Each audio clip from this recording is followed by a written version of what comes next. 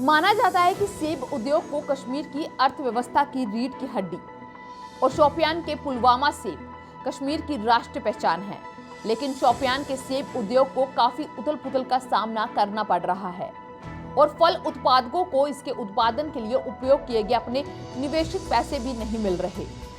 वर्ष 2019 के अनुच्छेद 370 की समाप्ति ने घाटी के फल उत्पादकों के लिए बहुत सारी समस्याएं पैदा कर दी, क्योंकि राज्य को पूर्ण रूप से बंद रखा गया और कर्फ्यू लागू कर दिया गया। लगभग 80% सेब को कोल्ड स्टोरेज में स्टोर किया गया है। फल उत्पादकों ने सेब केवल इसी इरादे से स्टोर किया था कि कश्मीर में स्थिति सामान्य होने के बाद वे अपने सेबों को बाकी राज्यों में निर्यात कर सकेंगे। इस बीच 7 सितंबर को हुई क्रूर बर्फबारी इस उद्योग के लिए एक और झटका साबित हुई, क्योंकि इससे घाटी के आसपास सेब के बागों और विशेषकर शोपियान और पुलवामा को भारी नुकसान हुआ। बर्फ गिरने ने फल उद्योग को 10 साल पीछे खींच लिया और विशेषज्ञों के अनुसार अगले 10 वर्षों तक सेब के उत्पादन में बहुत कमी आएगी, क्योंकि सेब के पेड़ बर्फ गिरने से गंभीर रूप से क्षतिग्रस्त हो चुके हैं और अब कोविड-19 के प्रकोप के कारण सेब उद्योग को नुकसान झेलना पड़ रहा है। फल उत्पादकों का कहना है कि उनकी हालत इतनी खराब है और इन्हें काफी ज्यादा नुकसान उठाना पड़ रहा है। अब इन्होंने अपील की है कि सरकार द्वारा कोई विशेष पैकेज अनाउंस किया जाए जिससे इन्हें थोड़ी राहत मिल सके। राम चौपान और मेरा नाम यहाँ है 20,000 क्रेट।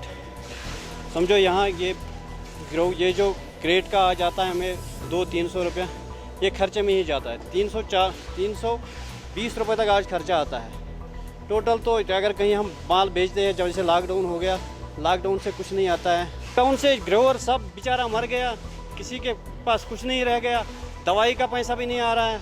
420 रुपये यहाँ स्टोर का खर्चा हमें आज तक आ रहा है, 420 भी नहीं आ रहा है, खाली स्टोर किराया यहाँ आ रहा है, बाकी कुछ नहीं आ रहा है। बस हम तो यही चाहते हैं गवर्नमेंट से कुछ सुविधा दे, स्टोर वालों के साथ कुछ कंप्रोमाइज़ करे, ग्रोवर बेचारा बच जाएगा। हम सब ग्रोवर वाला हम मर गया सर, कुछ भी नहीं है। हमारा माल यहाँ 450 आता है, वो किराए में जाता है। 450 यहाँ भी देखो कितना माल पड़ा हुआ है, कोई नहीं लेता है। अगर कोई आता है वो बोलता है 450, 500 वही आ रहा है यहाँ पे किराया। ये हमारे दरख्वास्त की कुछ ना कुछ इस माल का ग्रोथ को बचाए, वरना हम मर जाएगा। इसलिए हम मर गया। दिल्ली में कोई कहाँ वो बोलते हैं यहाँ माल में मत भेजो, हम लोग निकल नहीं देता रहे। यहाँ से आता है, आ जाता है 400, वो किराए में जाता है, हम खाली कर रहे हैं। मेरा नाम बशीर अहमद शेख है, मैं शोपियान नागबल शोपियान से रहने वाला हूँ। हमारा अगर ग्रोवरों का अब हाल पूछेंगे तो रोने के सिवा और कुछ नहीं आप देखेंगे उनके पास। जो ग्रोवर का लैंडेड कास्ट है वो भी नहीं आ रहा है। इसके खर्चे आप देखो कितने हैं। जो कोरोना वायरस की वजह से आलमी दुनिया में ये तबाही आ गई, इससे पर्टिकुलरली जो गवर्नमेंट ऑफ इंडिया ने ये डिसीजन लिया, कोरोना वायरस की वजह से इनकी एक मजबूरी थी गवर्नमेंट को, जो ये लॉकडाउन हुआ। लॉकडाउन ने कश्मीरी फूड ग्रोवर्स का, ट्रेडर्स का बेड़ा ही गर्क कर दिया।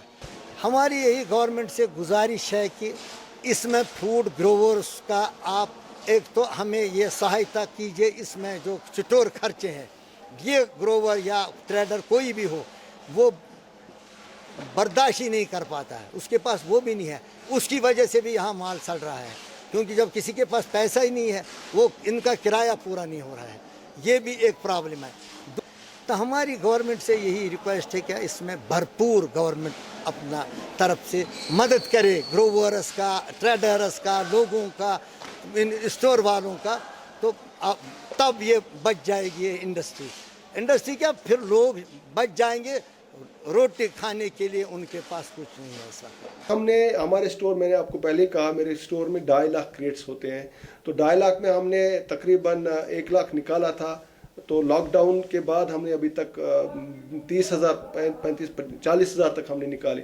अभी हमारे पास 1 लाख क्रेट है जो अभी स्टोर में है और जो हम कोशिश कर रहे हैं कि वो बहुत जल्द निकले। और एक बड़ी बात यह है, आपको पता होना चाहिए, ये जो फ्रूट स्टोर में होता है, जो ये स्टोर रखते हैं सीज में, इसकी लाइफ फिर कम होती है। ये बहुत जल्द, जितना जल्द हो सके चैमर से निकला और जितना जल्द हो सके ये बिकना चाहिए।